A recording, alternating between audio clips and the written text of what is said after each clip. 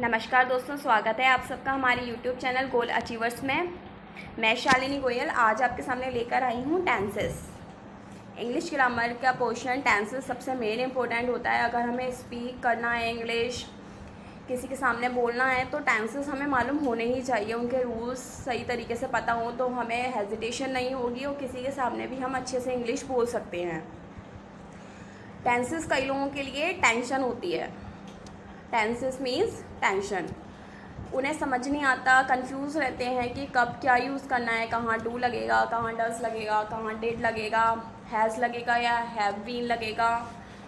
बहुत सारी दिक्कतें होती हैं, पर अब आपको बिल्कुल भी इसकी टेंशन लेने की ज़रूरत नहीं है। आप बिल्कुल भी कंफ्यूज नहीं होंगे और आपके दिमाग में एकदम सेट हो जाएगा, एकदम छप जाएंगे कि ये वाला रूल यहाँ लगेगा और हमें ऐसे पहचान करनी है टेंस की, हमें ये यहाँ पर यूज़ करना है।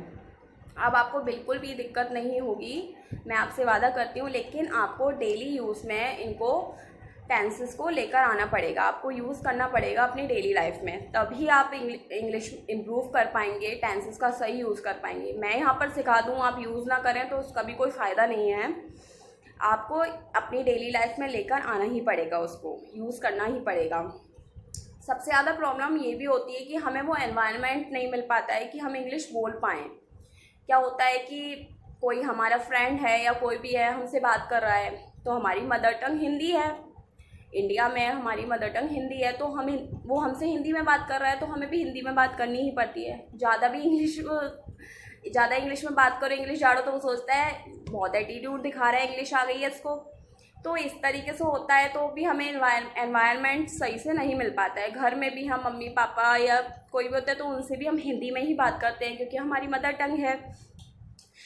लेकिन हमें एनवायरनमेंट तो बनाना पड़ेगा, तो मैं आपको उसके लिए भी कुछ आपको टिप्स दूंगी कि आप क्या क्या कैसे एनवायरनमेंट क्रिएट कर सकते हैं, कैसे आप अपनी इंग्लिश को प्रैक्टिस में ला सकते हैं। तो टेंसेस हम आज स्टार्ट करते हैं। टेंस मीन्स काल।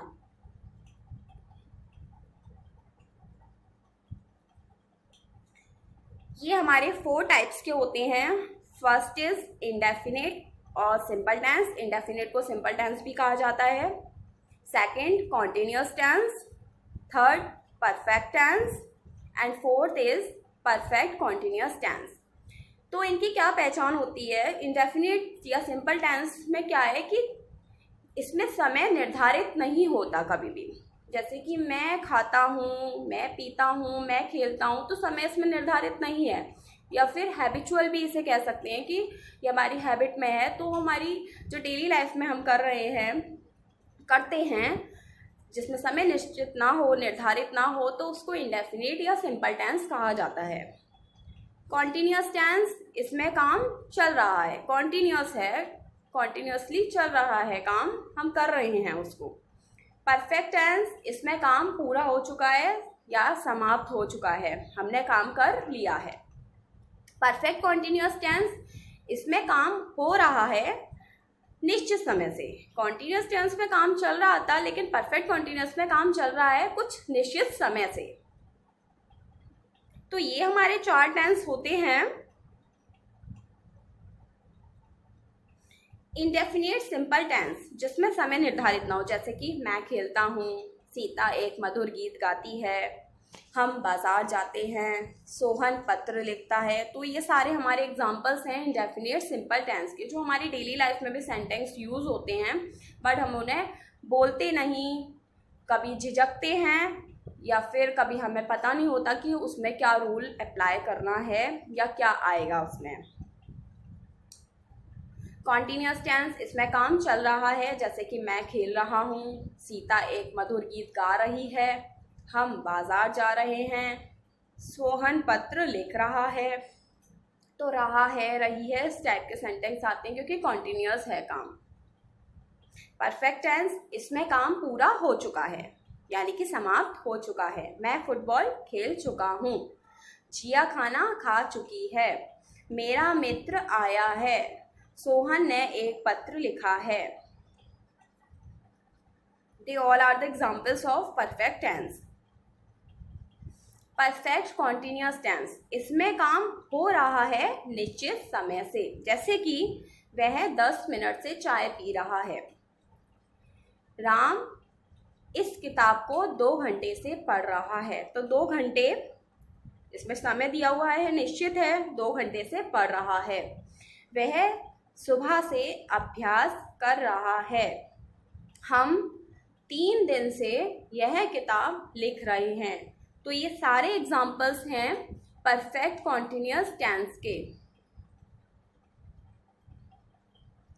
टेंस काल हमने अभी 4 टेंसेस डिस्कस किए कि कौन कौन से होते हैं। तो इन्हीं के ही फिर 3 पार्ट्स होते हैं, ये past tense, present tense and future tense. तो इन्हीं के ये, जैसे कि ये इसका भी पार्ट है।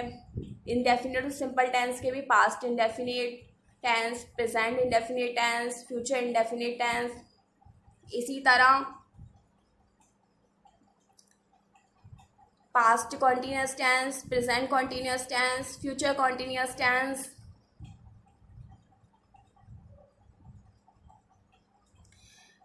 Past perfect tense, present perfect tense, future perfect tense.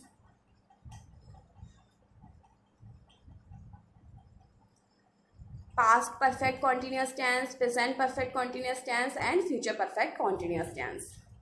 तो कुल मिला के ये हमारे टेंस कितने हुए, 4 ये और 3 पार्ट इन सबके, तो 4 या 12 टोटल हमारे फिर 12 टेंस होते हैं ये। पास्ट मीन्स भूतकाल, जो काम हमने कर लिया, कल हो चुका हमारा काम। प्रेजेंट जो वर्तमान में हम करते हैं या कर रहे हैं। फ्यूचर भविष्य में जो हम कल करेंगे। तो ये पूरे टेंसेस थे टोटल हमारे, इनसे ज़्यादा कुछ भी नहीं है, बस आपको इनके बारे में पूरा पता होना चाहिए। मैं आपको एक एक करके डिस्कस करूँगी। एक दिन मैं इंडेफिनिट सिंपल टेंस की क्लास डिस्कस करूँगी, एक दिन कॉन्टिन्यूअस टेंस की जिसमें पास्ट, प्रेजेंट, फ्यूचर तीनों इंक्लूड होंगे, एक परफेक्ट की और एक परफेक्ट कॉन्टिन्यूअस की। तो ये चारों क्लासेस, आप चारों वीडियो आप ज़रूर देखिएगा, ज़रूर आप उनको देखिएगा, समझिएगा और देखिएगा कि आपके टेंसेस बहुत इम्प्रूव हो गए। बहुत अच्छे से आप इंग्लिश बोलेंगे, कोई प्रॉब्लम नहीं होगी आपको कि क्या लगेगा उसमें, कौन सी हेल्पिंग वर्ब आएगी, कौन सी वर्ब की फॉर्म आएगी, फर्स्ट आएगी, सेकंड आएगी या थर्ड आएगी। बिल्कुल भी कन्फ्यूज़न नहीं रहेगा आपके माइंड में। टेंसेस की सारी दिक्कत आपकी दूर हो जाएगी। तो आप जुड़े रहिएगा हमसे। इंडेफिनिट सिंपल टेंस की मैं जल्दी ही आपके सामने वीडियो लेकर आऊँगी और बहुत अच्छे से आपको रूल्स के साथ एक्सप्लेन करूँगी। आई होप कि आपको इतना समझ में आया, आपकी टेंस की टेंशन दूर हो गई। तो धन्यवाद दोस्तों, जुड़े रहिए हमारे साथ और हमारे चैनल को शेयर, सब्सक्राइब, लाइक कीजिए। खुश रहिए। Take care.